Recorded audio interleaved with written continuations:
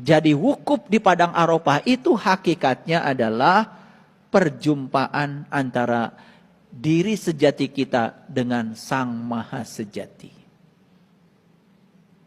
Kalau itu terjadi, maka berikutnya apa? Ada ayat yang mengatakan apabila kamu telah bertolak dari Arafah, apabila kamu sudah keluar dari padang pengenalan, fazkurullah, ingatlah Allah.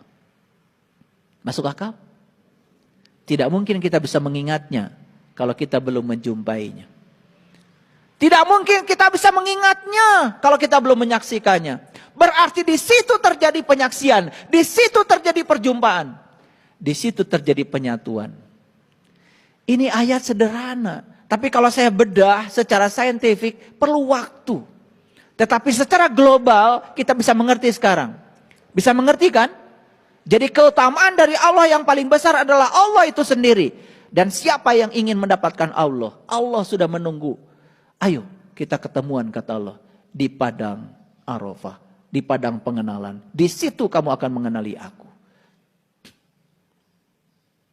Makanya ayat selanjutnya adalah faiza afattum min Arafah fazkurullah.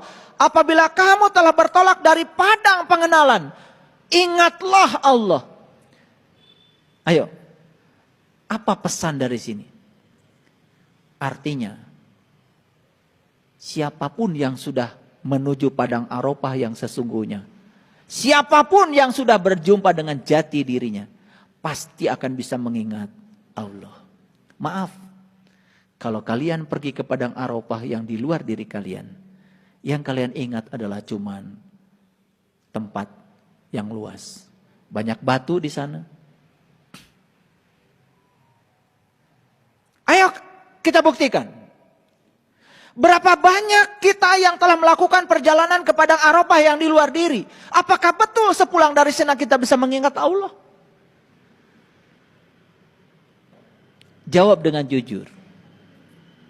Dan hanya yang bisa menuju ke padang Arafah yang hakikat dalam diri, dialah yang akan berhasil mengingat Allah. Karena ingat itu ada syaratnya. Syarat sahnya ingat harus tahu yang diingat. Kita tidak akan bisa mengingat sesuatu kalau kita tidak tahu. Jadi perjumpaan di padang Arafah itu harusnya mengantarkan kita untuk bisa mengenali siapa jati diri kita yang sebenarnya. Pertanyaan selanjutnya, di mana kita mengingatnya? Ayo kita lanjutkan. Indal Masy'aril Haram. Inilah yang saya sebut tadi, tafsir Quran bil Quran. Apa sih yang disebut dengan Masy'aril Haram? Kalau diartikan secara etimologi, pusing kita. Tetapi kalau diartikan secara gramatikal, kita bisa menangkapnya. Ayo lihat saya semuanya. Tidak ada dosa bagimu mencari karunia yang paling utama dari Tuhan. Fadlan, keutamaan Tuhan. Apa keutamaan dari Allah? Allah itu sendiri. Di mana kita bisa mendapatkannya? Di padang Arafah. Apa hasilnya? Sepulang dari padang Arafah, ingat Allah.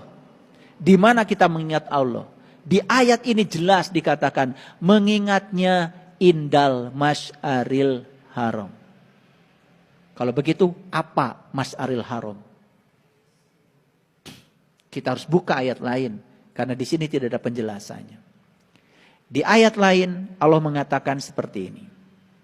Ayo, lihat saya semuanya dan jangan mengantuk, karena ini bagian yang paling penting.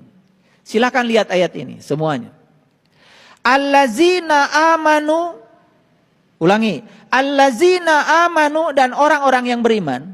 Ini yang diceritakan orang beriman, bukan orang yang mengaku beriman, bukan orang yang sok-sok beriman, yang beriman. Iman sekali lagi bukan percaya. Iman adalah tasdikun bil qalbi. Iman adalah pembenaran oleh kalbu. Dan Allah mengatakan dalam sebuah hadis kursi, langit dan bumi tidak akan cukup menampung zatku. Tapi kalbunya orang yang tenang, yang lembut, itu dikatakan di hadis kursi itu. Itulah rumahku. Jadi rumah Allah yang sebenarnya itu adalah kalbunya orang yang beriman, yang tenang dan lembut.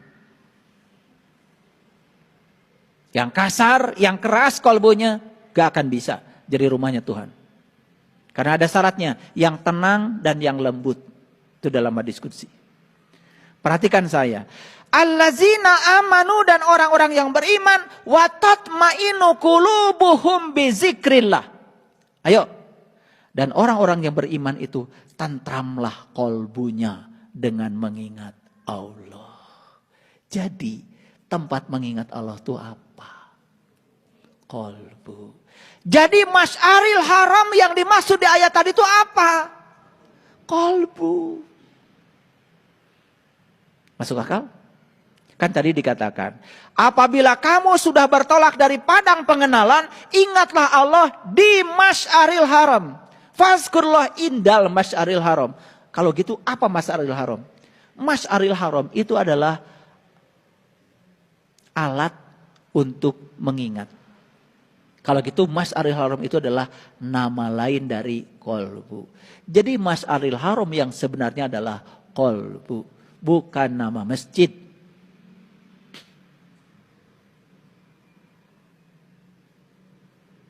Ayo, lihat saya semua. Kalian pulang dari sini, masih bisa ingat sama saya? Saya tanya lagi, kalian mengingat itu di mana? Di kaki?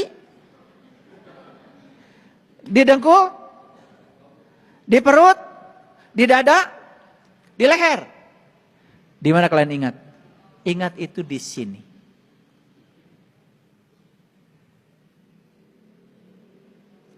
Ini fakta, bukan hoax.